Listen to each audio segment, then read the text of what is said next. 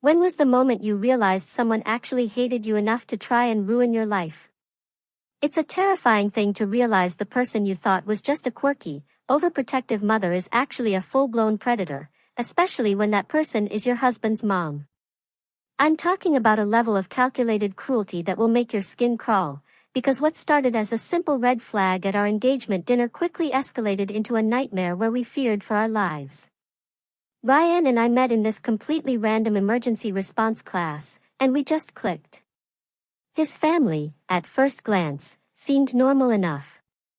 His dad, Michael, was quiet, but pleasant, and his sister, Tara, was genuinely cool. But then there was Deborah. Oh, Deborah. The first hint that something was deeply wrong came at our engagement dinner. Ryan stepped away for a moment, and Deborah, still smiling, leaned across the table. Her voice was a low whisper, chillingly calm as she said she'd waited too long for Ryan to find someone worthy, and she wouldn't just let anyone into their family. I laughed it off, thinking she was just being funny, but her eyes were dead serious. That's when the first chill ran down my spine. After we got married, things got weird, fast. She'd show up at our apartment unannounced at 7 in the morning on weekends, supposedly to drop off food, but really, I think, to make sure we were both there. She'd call Ryan constantly with these ridiculous, fake emergencies. One time, she called him absolutely sobbing, convinced she was having a heart attack. We rushed over, terrified, only to find her sitting on the couch, watching TV, perfectly fine. "Oh, the pain passed," she said with a shrug, "stay for dinner." I tried to talk to Ryan about it, but he'd lived with her manipulation his whole life and thought it was normal. "That's just mom being protective," he'd say. And I'd just think, no, this is absolutely insane. Then, things went nuclear. I got pregnant, and we were thrilled, but we wanted to keep it private for a while. Somehow, Deborah knew before we told a single soul. She showed up at our door with a tiny baby outfit, a smug smile on her face, saying, "For my grandbaby." I was only 6 weeks along, I hadn't told anyone. When I asked her how she knew, she just gave me that unsettling smile again and said, "A mother always knows these things." 2 days later, I was checking our shared calendar on Ryan's iPad when I saw these bizarre appointment notifications. They were reminders for the check-in every few days. I clicked on one and my stomach dropped. They were scheduled calls with his mom where he was supposed to update her on everything about me and the pregnancy. She'd been making him spy on me, report back on my every move. When I confronted Ryan, he completely broke down. He was crying, truly sobbing, admitting his mom had always been like this, always controlling everything. He confessed she had access to all his accounts, read all our messages, and had even installed some family tracking app on his phone that he couldn't figure out how to remove. He said she threatened to cut him off from the family if he didn't keep her updated on absolutely everything. I was livid, but also just terrified. Who does this? We agreed we had to change all our passwords and create some serious boundaries. Ryan promised he'd stand up to her. That night, he called her and told her she needed to respect our privacy. She seemed to take it well, which, in hindsight, should have been a screaming red flag. A week later, the real chaos began. I started getting these weird texts from numbers I didn't recognize, asking if I was still selling my wedding ring or if I was looking for divorce lawyers. Then my friends started calling, asking if Ryan and I were okay because they'd heard we were splitting up. It turned out Deborah had created fake social media profiles, pretending to be me, posting in local groups, declaring my marriage was over and I was leaving Ryan. The absolute worst, though, came when my boss called me into his office, looking incredibly uncomfortable. He showed me an email he'd received, supposedly from my mother. My mom, by the way, died when I was 16. This email claimed I had serious mental health issues and was faking my pregnancy for attention. It had private details about me, things only someone very close would know. I literally collapsed in his office. When we finally confronted Deborah with all the evidence, she didn't even deny it. She looked me dead in the eyes and said, with pure venom, Ryan deserves a real woman from a good family, not some orphan playing house. I was in shock, but Ryan, for the first time, went ballistic. He started yelling at her, telling her she was sick and needed help. That's when she smiled, a cold, calculating smile. I've already called Tara and Michael, she purred. They're waiting at our house. We need to discuss Ryan's future and how we're going to handle this situation as a family. Ryan asked her what she meant, and she simply said, "You think this is the first time I've had to save you from a mistake? Ask your father what happened to Jessica." Ryan looked like he'd seen a ghost. Jessica, apparently, was his high school girlfriend who had suddenly moved away years ago. He stammered, "What did you do to Jessica?" And Deborah just laughed, a cruel, mocking sound. Nothing she didn't deserve. Now come home, son, without her. Ryan grabbed my hand, and we just left. In the car, he was shaking so badly he couldn't even drive. He confessed that his dad had always hinted that his mom had taken care of a problem with Jessica, but he never understood what that meant until now. Jessica had gotten pregnant at 17 and then, after telling only Ryan's mom, she suddenly moved away. We went straight to a hotel. Ryan called his sister, Tara, putting her on speaker. She started crying immediately and confirmed our worst fears. Deborah had terrorized every woman Ryan had ever dated, just like she did with Jessica. She had threatened the girl's family with some kind of blackmail until they sent her away. Tara said Deborah had a file on me, dating back to before we were even engaged. That night, around 3 in the morning, we heard someone trying to open our hotel room door. When Ryan looked through the peephole, he stumbled back in shock. It was his dad, Michael, just standing there, silently. If you read my last post, you know my life basically got carpet-bombed by my mother-in-law, Deborah, and her absolute refusal to let me exist as a human being married to her son. I wish I could tell you it calmed down after we left our apartment and went into hiding, but that, my friends, was just the beginning. If you're looking for neat, happy endings, go watch some cozy TikTok couple. If you want to know what it's actually like to get hunted by your husband's family because you dared to marry their precious boy, buckle up. So, we left off at the hotel, right? Me and Ryan, basically shaking in a mid-range chain hotel room, trying to process that his dad, Michael, had just stood outside our door at 3 in the morning. Not knocking, not saying anything, just standing there.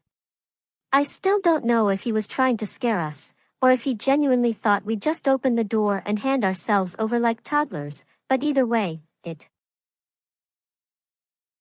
was creepy as hell. Ryan was pale and completely wired, pacing around the bed. I was texting my aunt at 3:20 in the morning, trying to figure out if we needed to call the police or just, I don't know, set up a Home Alone-style trap with the ironing board. We did what any panicked, sleep-deprived couple would do. We piled a chair and my suitcase against the door, checked the peephole every 5 minutes, and called down to the front desk, whispering like absolute idiots. The night manager said he'd check the security footage and send someone up. But by the time anyone bothered to show up, Michael was gone. Cool. Thanks for nothing, hotel security. I barely slept 40 minutes, and when I did, my dreams were all versions of Michael silently lurking in the hallway, holding a butcher knife or, for some reason, a giant fish. No idea why, but my brain was just broken. At like 6:30, the manager called up and said Michael had left something at the desk for us. Just the way he said it, polite, but definitely uncomfortable, made me want to crawl out of my skin. Ryan insisted we shouldn't go get it, but I just couldn't not know. So, I sent him down to collect the envelope while I stood at the door with the phone in my hand, ready to call 911 if anything felt even slightly off. Ryan came back up looking weirdly gutted, holding a plain manila envelope. Inside were 4 photos of him as a kid, awkward school pics, him at a birthday party, that sort of thing, and a folded note in Deborah's handwriting. I swear her handwriting is like angry cursive, all sharp points and underlines. The note said, "Family is forever. We can forgive you if you come home and talk to us without her." And then, as if that wasn't enough, she'd drawn a little heart and signed it, "Mom." I actually laughed. The kind of laugh where you're almost crying. Like, really? This is your play? Emotional blackmail via yearbook photo? Ryan just sat on the edge of the bed for a while, turning the photos over and over, not saying anything. Sometimes he gets like this, lost in his own head, stuck between wanting to please his parents and wanting to burn everything down. I get it, but it also makes me want to throw stuff. That's when the calls started. At first, I thought it was just spam, but then the hotel phone rang, which is definitely not normal. I picked up, ready to tell someone they had the wrong number, but it was Deborah's voice, all fake, sweet, and high-pitched. She said she was downstairs in the lobby and needed to speak with her son privately, and that I needed to come down and face the consequences of my actions. I just said no, not happening, and hung up.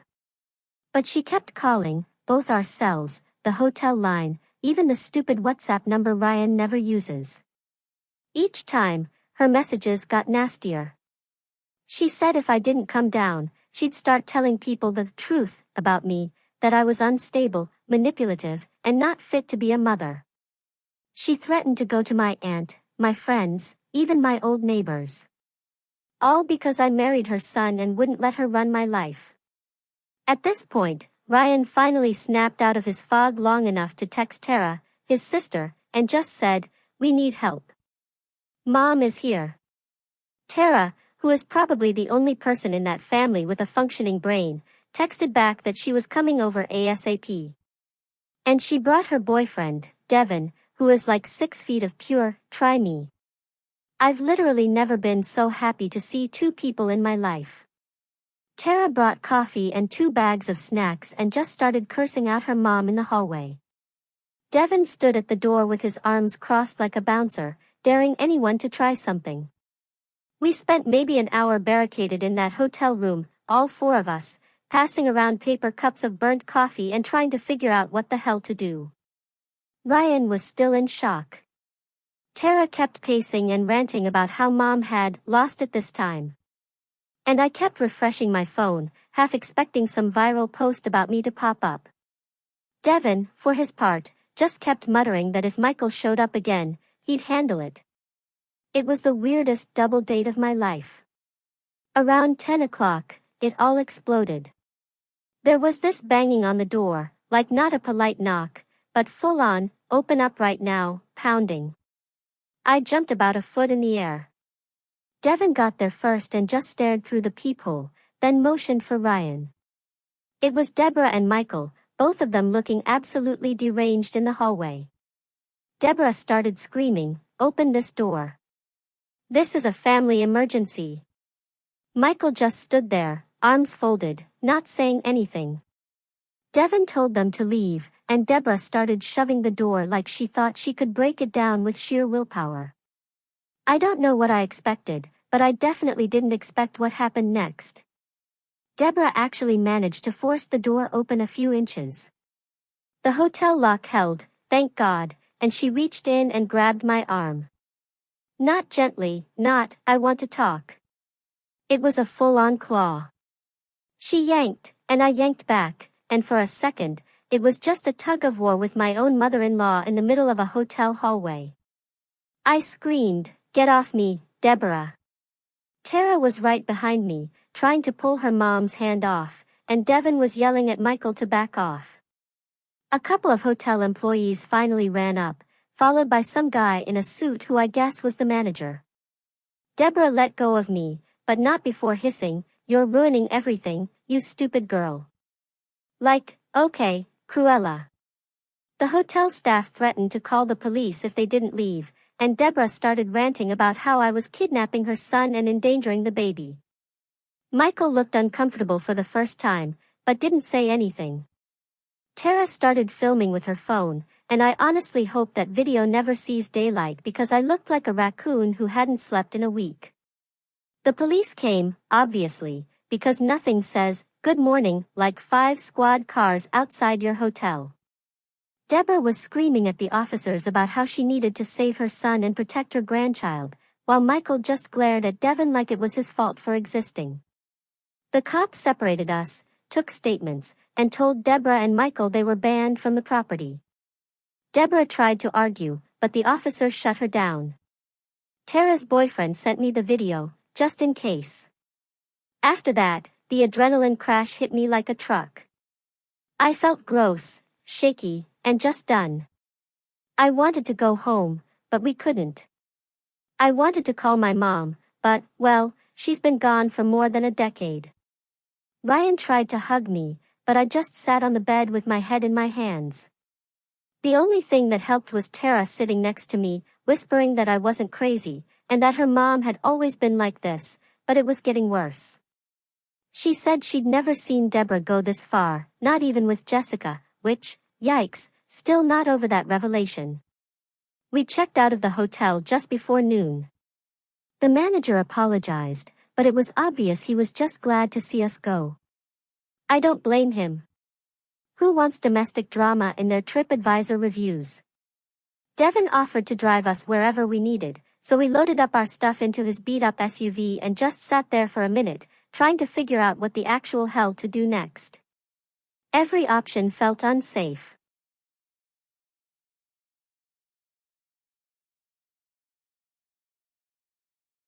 Go home?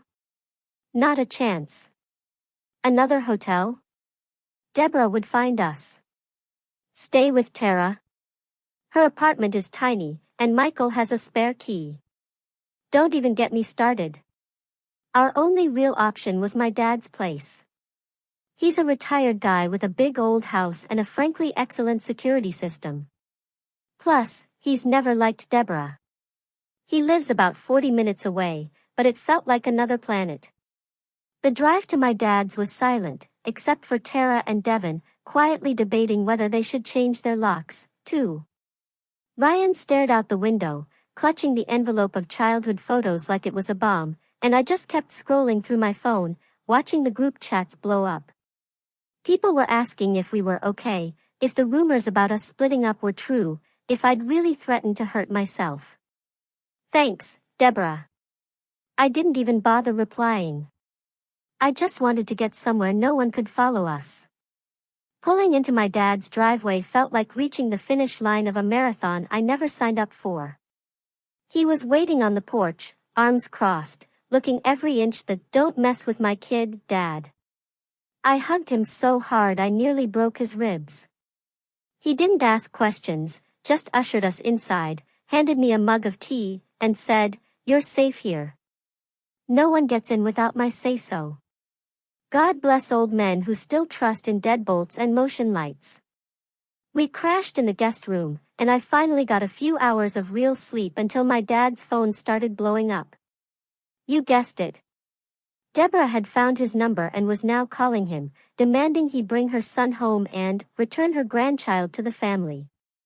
Dad hung up, then blocked her, which is more than I can say for Ryan, who still won't block his parents. I get it, sort of. He's scared, but it's infuriating. That night, the 4 of us, me, Ryan, Tara, and Devin, sat around my dad's kitchen table eating takeout and making a list of everything Deborah had done. It was like putting together a true crime podcast, except the murderer was my mother-in-law, and the victim was my sanity.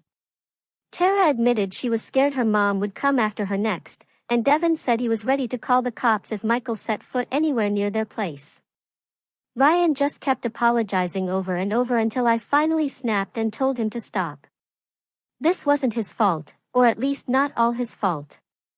Deborah had been like this forever, and nobody ever called her on it. I don't know where we go from here. We can't stay at my dad's forever, but for now, it's the only place that feels safe. Deborah is still out there, making calls, spreading rumors, trying to get everyone on her side. I keep waiting for someone to knock on the door or for my phone to light up with another insane message. Part of me wants to fight back, post the video, go public, burn it all down, but another part just wants to sleep for a week and pretend this isn't my life. If you made it this far, thanks. Seriously, I don't know if I'm looking for advice or just screaming into the void at this point, but it feels good to get it out. I wish I could say it's over, but something tells me Deborah isn't done. She never is. So, yeah, here I am again. If you're still following this story, first of all, I see you, and I'm sending you caffeine and solidarity, because living it was wild, but retelling it is almost as exhausting. This is where she drags my extended family into the mess, and things get even messier. We'd been at my dad's for maybe 3 days. It was weird, like being in high school again, but with more swearing and less privacy. My dad's house is old and kind of creaky, but he's one of those guys who still uses an actual answering machine, so there's always a weird beep in the background. I tried to keep things normal, helped with dishes, scrolled endlessly through TikTok, tried to ignore the fact that my notifications were blowing up every 5 minutes with some new drama. Ryan mostly hid in the guest room, playing mobile games or just pacing. We kept thinking, maybe if we just lay low long enough, Deborah would get bored and move on to obsessing about Tara's haircut or Michael's cholesterol again. Ha, if only. The first sign things were about to go off. My cousin Barbara called out of nowhere. She's a couple years older, lives about 20 minutes away, and we're not super close, but she's one of those people who always wants to mediate and keep the peace. She opened with, "So, I just talked to your mother-in-law. Why is she saying you're," and I quote, "refusing to let Ryan leave the house or see his family?" I almost dropped my phone. I tried explaining, but she interrupted a ton, saying she just wanted both sides. By the end, she was asking if maybe I should just meet Deborah halfway, which, yeah, let me just compromise with someone who tried to drag me out of a hotel room by my arm. I hung up, called Tara. She was pissed. She'd gotten the same kind of call, only her version was that I'd brainwashed Ryan and was keeping the baby from the family. The wildest part? Some people believed it. My Aunt Marilyn, my dad's sister, who's always been a little much, texted my dad an entire essay about family unity and how young girls these days don't respect traditions. I couldn't believe it was happening, but there it was. Deborah had started calling everyone she could find, spinning her version of events, and it was actually working on some people. Ryan, at this point, was barely functioning. He kept saying, "Maybe if I just talk to Mom, maybe if I explain." And I just wanted to shake him. Devin and Tara came over one night with pizza and tried to lighten the mood, but it was awkward. Devin was scrolling through his phone looking up restraining order drama stories, and Tara kept making nervous jokes. At one point, my dad snapped that if Deborah showed up, he'd call the cops before she made it up the steps. He said it with this look I'd never seen before, half, "I'm not joking," and half, "I can't believe this is my life now." Next morning, the real circus started. I went out on the porch to get some air and avoid the smell of my dad's burnt toast. And there was a letter taped to the mailbox, a white envelope, my name scribbled on the front. Inside was this rambling, half-typed, half-handwritten letter.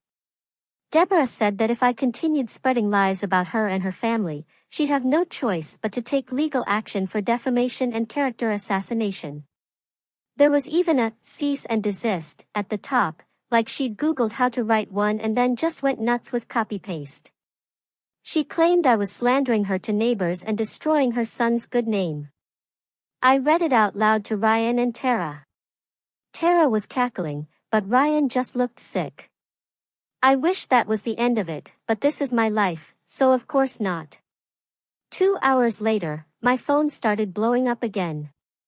This time with messages from friends and weirdly old acquaintances. Someone, gee, I wonder who, had started DMing people, claiming I'd been hospitalized for mental issues and was making up stories to get attention. One of my high school friends sent me a screenshot. There was a whole thread in a local Facebook mom group, complete with my wedding photo and a bunch of people arguing about whether I was unstable or just stressed. I should have known.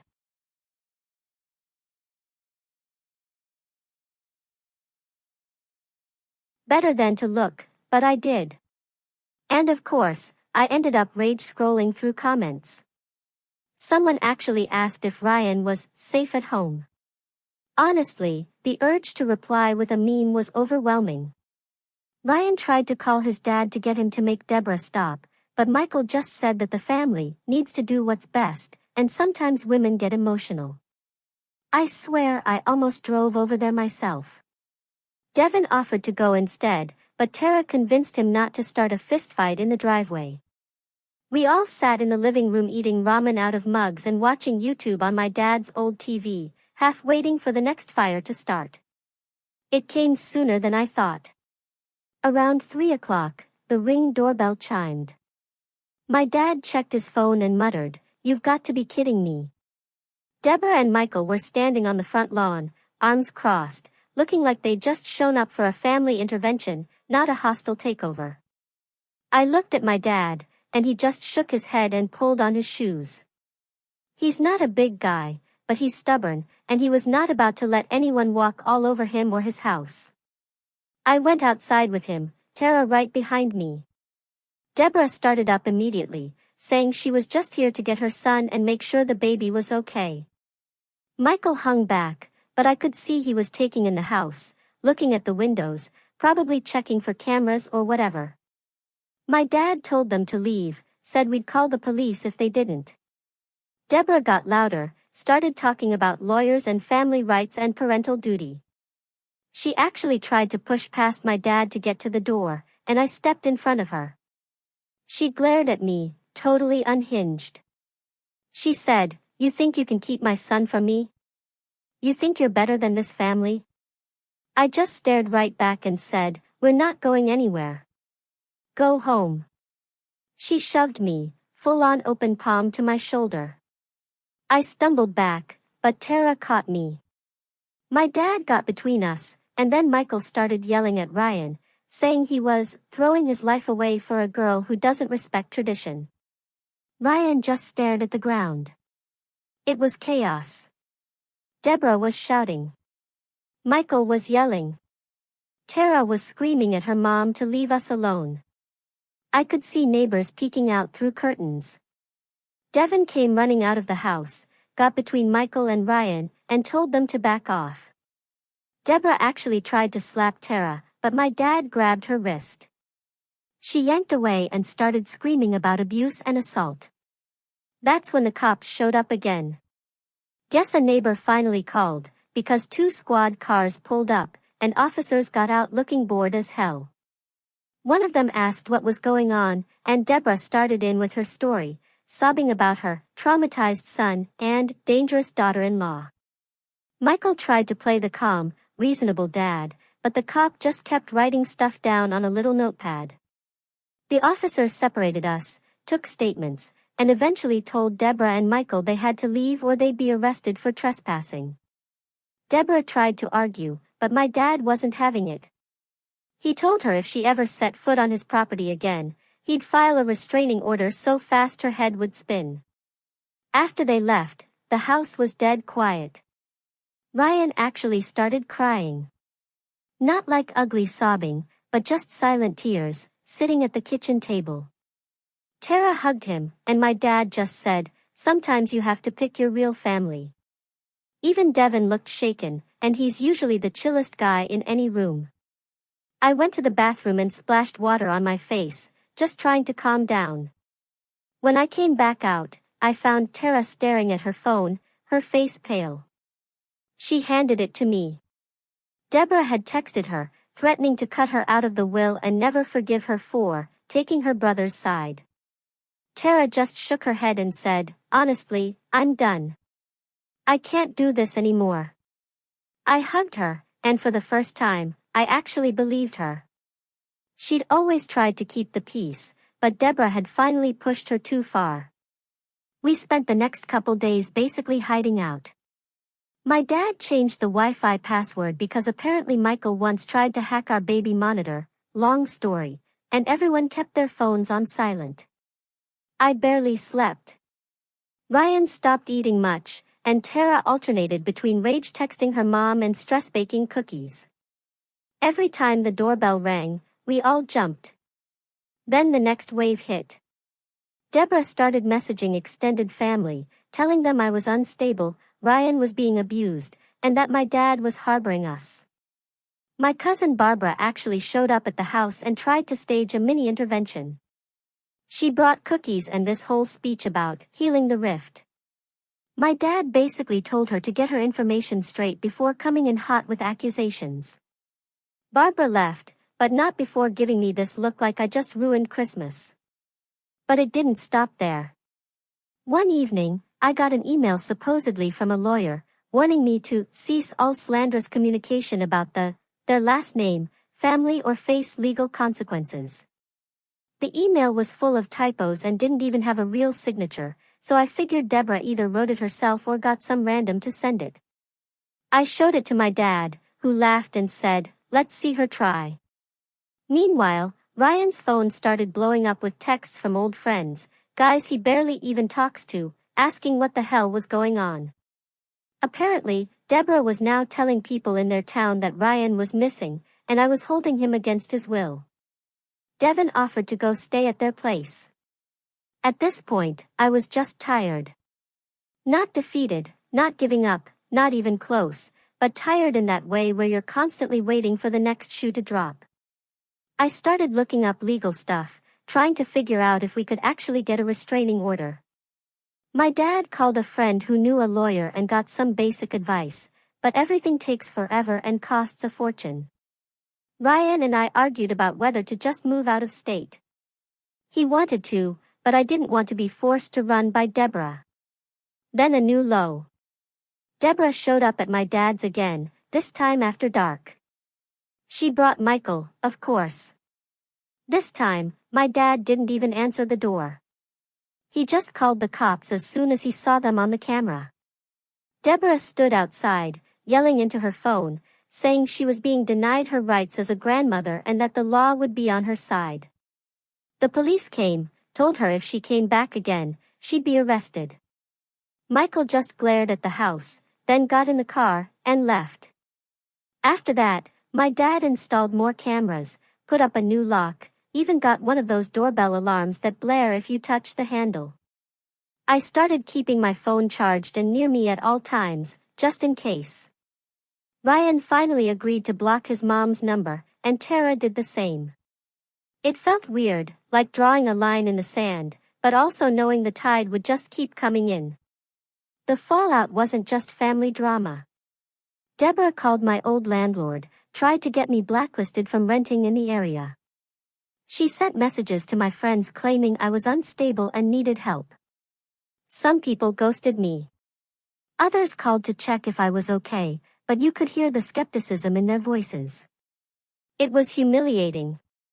One day, I went into the living room and found my dad staring at his phone, mouth tight. He handed it to me, and there was a Facebook post from Deborah, tagging half the family, saying she was praying for her son's safe return and asking for community support during this difficult time. People were commenting, some with prayers, others asking what happened, a few with not so subtle digs at me. The comment section looked like a war zone. That night, Ryan and I sat outside on the back steps, watching the neighbor's cat hunt moths. He asked if I still wanted to have this baby, if I was scared it would just make things worse. I told him honestly, I didn't know what I wanted except for Deborah to go away and leave us alone. He nodded, and we just sat there, not saying anything. The next morning, we made a decision. We couldn't keep hiding and hoping it would all blow over. We needed to actually do something, so we started prepping to file for a restraining order. My dad agreed to help with paperwork. Tara said she'd testify if it came to that. She was done protecting her mom. Devin started collecting all the videos, texts, screenshots, everything. It felt like moving from defense to offense for once. Not going to lie, I was nervous. Suing your mother-in-law? This isn't a soap opera, but here we are. But if you've read this far, you know by now Deborah doesn't give up easy. Filing paperwork is just the start. Okay, so here's the update where things got so public, so messy, and honestly, I'm still waiting for the other shoe to drop. The last post ended with us prepping a restraining order after she tried to storm my dad's house, set the family group chat on fire, and torpedo my reputation in our town. If you think the saga peaked there, buckle in. The week we started the paperwork, it felt like we were living in a bunker. Dad was obsessively checking the security cameras. Tara was sleeping on our couch, and no one could agree on what to eat. Ryan kept leaving half-drunk cups of coffee everywhere, which drove my dad nuts, but no one had the energy to care about chores. I kept expecting Deborah to show up at any moment, but it actually went weirdly quiet for a bit, almost like she was waiting for us to make a move. That freaked me out even more. You know that feeling when everything's calm and you just know it's about to explode? That. We finally got a court date. It took forever. Seriously, the amount of red tape just to file a basic restraining order is wild. My dad helped with the forms, which felt like some sad family project. Tara pulled together screenshots. Devin put together a folder of videos. His phone is now like 80% mother-in-law meltdown footage. And Ryan spent hours on the phone with whoever would listen, trying to wrap his head around the whole thing. I caught him once scrolling through old photos of his mom and him from when he was a kid. He didn't say anything about it, but he didn't need to. That whole week, Deborah went full nuclear online. She started by making a bunch of vague Facebook posts about losing her son to a manipulative outsider and praying for family restoration. She tagged Ryan, me, even Tara. Then she started DMing random people, asking them to pray for her grandchild's safety and help bring her son home. It was so embarrassing. People started looking at us funny at the grocery store. Some neighbors stopped waving.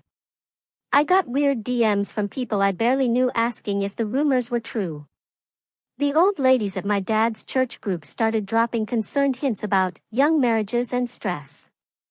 I mean, I even got a text from my ex-roommate from college like, "Hey, are you okay? Heard things are rough." Not gonna lie, I wanted to move to another planet. Meanwhile, Ryan was getting texts from Michael, his dad, every other day. Michael's messages ranged from, "You're being selfish," to, "Your mother is heartbroken," to these weird reminders about family traditions and what happened to Jessica. If you read the earlier posts, you know that name still freaks Ryan out. Michael never apologized, never took our side, just kept trying to guilt-trip him. I asked Ryan why he even read the messages, and he just shrugged. I think he was hoping for some sign that Michael would finally step up, but honestly, it was never going to happen. I wish I could say we handled all this with grace and dignity, but mostly it just made us snappier and more awkward as a couple. We fought about stupid stuff like whether to get takeout or try to cook, who was hogging the charger, whether to answer the landline or let it go to voicemail. My dad kept reminding me to eat. Tara kept stress cleaning, and Devin started spending more time at his own place, which I totally get. Even the cat started hiding when voices got raised. The day before court, Deborah pulled her biggest stunt yet. She showed up at my dad's place with Michael and tried to serve us with grandparents' rights papers. I'm not even kidding. She'd found some printout online and written in all the blanks herself. She handed it to me on the porch, all smug, and said, "I'm going to fight for my grandchild whether you like it or not." I told her to get off the property and slammed the door.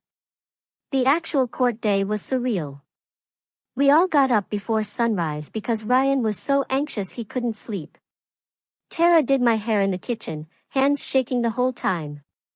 My dad put on his only decent suit, which he hadn't worn since my mom's funeral. We packed all the evidence, printouts, phones, USB drives, the whole 9 yards, into a grocery bag. Ryan and I barely spoke on the drive. He just kept tapping his foot and scrolling through Reddit on his phone. When we got to the courthouse, Deborah and Michael were already there, standing with their arms crossed and faces like stone. Deborah had her hair done and was wearing this weirdly formal dress like she was there for Sunday service, not a restraining order hearing. The waiting room was tiny and tense. Deborah kept glancing over at us, and Michael stared at Ryan like he wanted to say something but couldn't. Tara sat between us, scrolling through her phone, and my dad kept muttering under his breath about wasting a whole day on this nonsense. The judge was late, so we all just sat there, pretending not to notice the glances from the clerk and the other people waiting for their own cases. One guy kept sneezing, which somehow made everything feel even more awkward. When our case was called, I felt this weird mix of anger and, I don't know, not fear, but something close. I was ready to fight, but also half expecting the whole thing to go off the rails because, well, look at how everything else had gone. The judge asked us to explain what was happening, and Deborah immediately launched into this huge speech about losing her son and fearing for her grandchild. She started crying, which, not going to lie, was a little impressive. She even had tissues ready. Michael just sat behind her, arms crossed. Our lawyer, well, technically my dad's friend's friend who agreed to help us out, tried to lay out the facts, the hotel incident, the trespassing, the fake profiles, the police calls, the letters, the threats. He had screenshots, videos, all of it. The judge kept asking Deborah to let him finish, but she kept interrupting, saying, I was trying to cut Ryan off from his family and poisoning the next generation. At one point, she tried to hand the judge a stack of printed out emails, but the judge just told her to sit down. Then Deborah started yelling about what happened to Jessica, which made the judge stop and ask for clarification. Deborah wouldn't explain, just kept saying, he knows what I mean, looking straight at Ryan. I looked at Ryan and saw his hands were shaking. The judge finally told Deborah that if she didn't calm down, she'd be removed from the courtroom. She slammed her hand on the table and hissed, You're all making a mistake. When it was my turn, I tried to just lay it out. How Deborah had been coming after me since before the wedding, how she'd shown up unannounced, called and texted constantly, tried to ruin my reputation, and physically grabbed me at the hotel. I read a couple of the worst texts out loud. At one point, I just said, I don't know what else to do.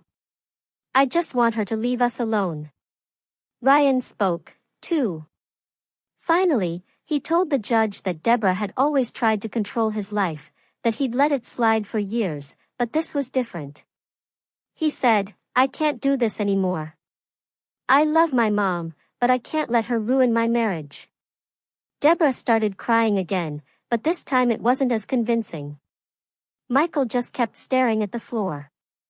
The judge asked Tara if she wanted to add anything, and Tara stood up, voice shaking, and said, I love my mom, but she's hurting people. She needs to stop. The judge nodded and said, they'd heard enough. The ruling felt like it took forever, but the judge finally granted the restraining order. Deborah cannot come within a certain distance of us. Can't contact us directly, and can't show up at my dad's house. The judge said some stuff about escalating behavior and how this was about safety, not family drama. Deborah tried to argue, but the judge just ignored her. She started yelling, saying, this isn't over. You'll regret this, and had to be escorted out by the bailiff. Michael followed, but not before glancing back at Ryan. That look said everything, disappointment, anger, maybe a little fear. After court, we all just stood outside for a while, trying to process what happened. Tara was shaking. Devin grabbed her hand, and my dad actually smiled for the first time in weeks. Ryan just sort of deflated. Like the last bit of hope he had for reconciling with his parents was gone. I felt weird, not happy, not sad, just tired, but also, for the first time, a little safe. But of course, Deborah wasn't done. Over the next week, she started telling everyone she'd been wrongly accused and unjustly banned from her family.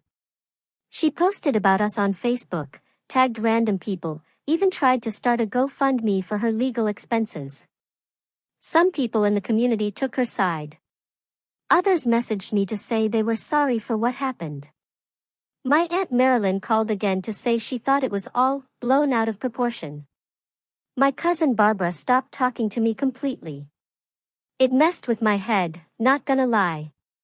Ryan and I fought about what to do next. He wanted to move out of state, start over somewhere without all this baggage. But I was stubborn. I didn't want Deborah to win by driving us away. Tara said she wanted to stay close, at least for now. She was worried Deborah would try to find some way around the order. Devin suggested we all get together once a week just to keep an eye on things and check in. For a while, it felt like we were in a weird little support group, sharing updates about whether Deborah had tried anything new. Meanwhile, life kept rolling. The baby was still coming whether we were ready or not. My dad bought a new video monitor for the house just in case. We started looking for a new apartment somewhere not so close to the drama. Ryan blocked his mom on everything, and Tara did the same. Devin helped Tara change her locks. I kept my phone on silent, just in case, but every time it buzzed, my heart jumped. So, yeah, that's where we're at. If you're still here, thanks for listening. And if you ever see someone's mother-in-law lurking in a hotel lobby at 3 in the morning, trust your gut.